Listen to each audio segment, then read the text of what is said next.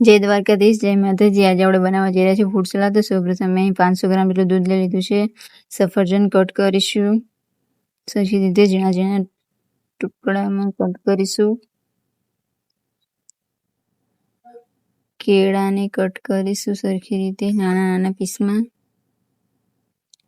દાડમને છૂટી પાડી દઈશું। આપણા ફ્રૂટ્સ બધા તૈયાર થઈ ગયા છે। દૂધ પણ ઘાટું તૈયાર થઈ ગયું છે ઉકળીને। એમાં આપણે 100 ગ્રામ જેટલી ખાંડ એડ કરીશું। સરખી રીતે મિક્સ ના થાય ત્યાં સુધી હલાવતા રહીશું। સરખી રીતે ઉકાળશું તો આપણું દૂધ સરખી રીતે ઉકળી ગયું છે। એમાં આપણે કેળા એડ કરીશું, પછી સફરજન એડ કરીશું, દાડમ એડ કરીશું। સરખી રીતે પાકવા દઈશું આ બધાને મિક્સ કરીને હલાવતા રહીશું।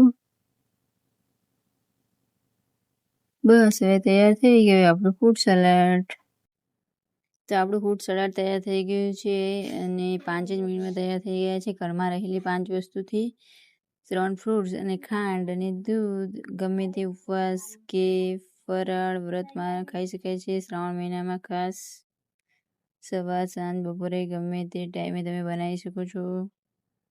બસ 5 જ મિનિટમાં તૈયાર થઈ ગયા છે। જય માતા।